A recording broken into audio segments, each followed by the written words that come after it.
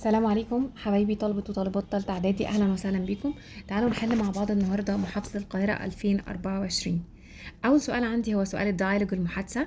بيقول لي finish the following dialogue. Two friends are talking about planting trees. صديقين بيتكلموا عن زراعة الاشجار. عمرو and ياسر. تعال نشوف عمرو بيقول ايه. عمرو بيقول what shall we do this summer؟ هنعمل ايه الصيف ده؟ فرد عليه ياسر بجملة. عمرو رد قال good planting trees is a good idea. زراعة الأشجار فكرة جيدة. فسأله سؤال كان رده my brother will help us. أخويا هيساعدنا and we can ask some friends too. وممكن نستعين ببعض الأصدقاء أيضا. فرد عليه رد تكملته they will be happy to do so. هم هيبقوا مبسوطين لما يعملوا كده. عمرو رد بسؤال where can we start؟ where يعني أين؟ هنبدأ منين؟ فياسر رد عليه رد، وبعدين عمرو سأل سؤال كانت إجابته we will start after our exams، يعني هنبدأ بعد امتحاناتنا. أنا قريت الدايلوج كله لأن الدايلوج حضرتك المفروض بتقراه كله على بعضه قبل ما بتكمل النقط عشان تعرف تستنتج الإجابات.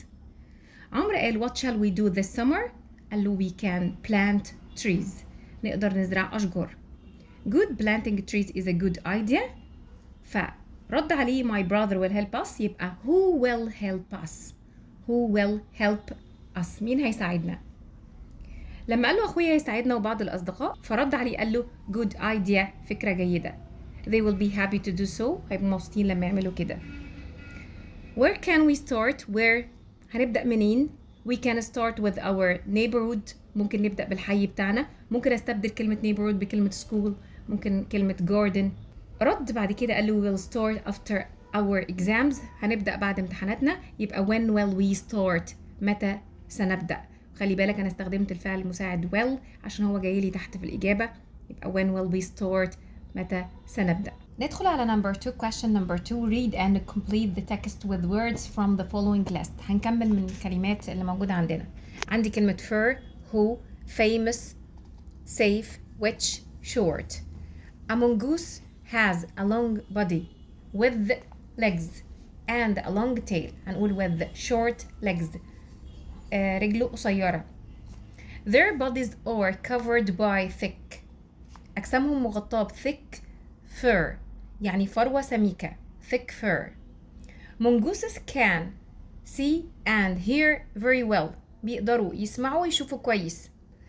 وبعدين في نقط بعد كده space، هنقول which، وده helps them to find food and avoid danger. وده بيساعدهم ان هم يلاقوا الطعام ويتجنبوا الأخطار. Mongooses are، حطت لي space for fighting snakes. famous for، مشهورين ب famous for. they are able to kill، هم قادرين على قتل snakes، التعابين by biting them. تالت سؤال عندي هو سؤال القطعة. تعالى نقراها مع بعض واحدة واحدة كده بتأني علشان نفهم هي بتتكلم عن ايه ونعرف نجاوب الأسئلة التالية. Over 65 years ago, the world's first computer was born. يبقى الكمبيوتر اتوجد من 65 years old، من 65 سنة مضت. Scientists called it the baby، سموه the baby. But it was huge، لكن هو كان ضخم جدا. كلمة huge يعني ضخم. It filled a full room، حجمه كان كبير، كان يملأ أوضة. 3 people made the computer and programmed math problems for it. On June 19, 1948, the computer solved its first math problem. الكمبيوتر حل أول مسألة رياضية. In 52 minutes. At that time، في التوقيت ده، this was amazing. ده بالنسبة لهم كان توقيت رائع. الباراجراف التاني computers are now much smaller. دلوقتي الكمبيوترز أحجامها أصغر. with touch screen technology، بتقنية الشاشة، بتقنية لمس الشاشة. many computers don't need extra things. كمبيوترز عديدة اليومين دول مش محتاجين أشياء إضافية like مثل a keyboard or a mouse، زي الكيبورد أو فارة الكمبيوتر. In the future، في المستقبل، computers probably، محتمل، won't need these things at all. هيسألك بعد كده على these، بتشير لإيه؟ Some computers like the smartphone can fit in one hand. Computers are also more powerful today. عايز يقولك ان اجهزة الكمبيوتر اليومين دول شيء فعال جدا. How else will computers change in the future? ايه تاني هتغير الكمبيوترز في المستقبل؟ A computer's brain is a chip inside the computer. يعني مخ الكمبيوتر هو عبارة عن a chip، يعني شريحة جوه الكمبيوتر. So computers will be smaller. هتبقى أجهزة الكمبيوتر أصغر and even more powerful وأكثر فاعلية. Perhaps they'll even think like humans. وممكن كمان ربما إن هم يفكروا زي البني آدمين. Maybe we won't need to tell computers what to do. ممكن ما نقولش للكمبيوترز يعملوا إيه. Because they'll decide for themselves. عشان هم هيقرروا بأنفسهم. هم اللي هياخدوا القرارات يعني. تعال نشوف number 1. The first computer filled أول كمبيوتر كان ملا إيه؟ ملا حجرة. room مديني palace قصر. hand يد building مبنى. اخترنا room. number 2. The baby computer found the answer. البيبي كمبيوتر لقى الإجابة to math problems. طبعا one math problem كانت مسألة حسابية واحدة. number 3. Today many computers don't have، يعني اليومين دول أو في الوقت الحالي computers don't have، مش هيبقى فيها keyboards mouses touch screens. الإجابة طبعا هتبقى A and B. letter B. Answer the following questions. What does the underlined pronoun these refer to؟ واحنا شغالين القطعة قلت لك هيسألك على these بتشير لإيه؟ A keyboard and a mouse. A keyboard and a mouse. Number 5.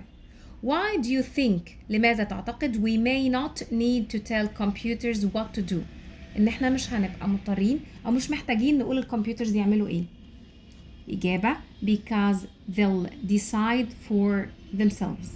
Because they'll decide for themselves عشان هم اللي هيقرروا لنفسهم. Number 6. What is the main idea of the passage؟ يعني الفكرة الرئيسية للقطعة إيه؟ ممكن نقول أجهزة الكمبيوترز قبل كده ودلوقتي وبعدين، يعني نقول computers before now and then، وممكن نقول computers now and then يعني في الوقت الحالي وبعد ذلك. تقدر حضرتك تقول إجابة تانية غيرها بتحمل معنى قريب عن موضوع القطعة لأن ده critical question. نيجي على number 4. We should protect our planet. Protect is similar in meaning to. كلمة protect مشابهة في المعنى ليه. protect معناها يحمي، يبقى keep safe.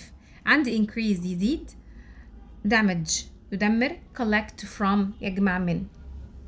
number 2 في اللي choose many ancient are found in Fayum depression، منخفض الفيوم. These are bones of animals، يبقى على طول fossils الحفريات. fossils. carriages طبعا احنا عارفين carriage يعني كاريتا. owners ملاك، و ingredients يعني مكونات أو مقادير. number 3.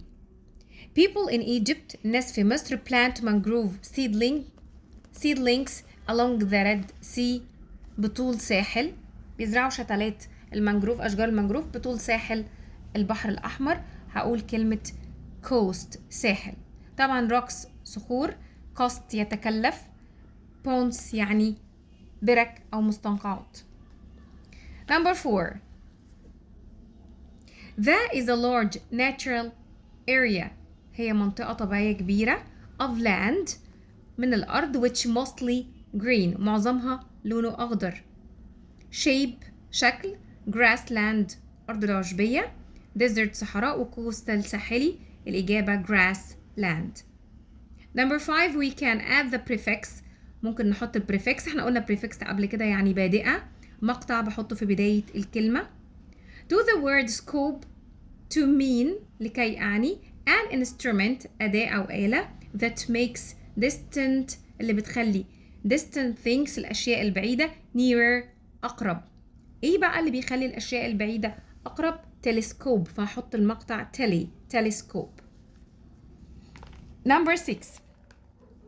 A is the person who has seen an accident. هو الشخص اللي شاف حادثة. A crime جريمة and can tell the police about it وممكن يعرف الشرطة بيها أو يخبر الشرطة بيها. A witness يعني شاهد. تعال نتعرف على باقي الكلمات. sailor بحار، tailor ترزي، designer مصمم. Number 5 complete the sentence with the correct form of the word in brackets. يعني حضرتك هتصحح الكلمات اللي بين الأقواس. Number 1 we need cleaner renewable energy. عايز صحح using. طبعا need من الأفعال اللي احنا واخدينها في الترم التاني. need to يحتاج an plus verb infinitive مصدر فعل يبقى need to use. Number 2 if we lived in Hurghada لو كنا عشنا في الغردقة we حطت لي بين قوسين go to the beach. أركز كده معاك وأعرف إن دي قاعدة if الشرطية التانية.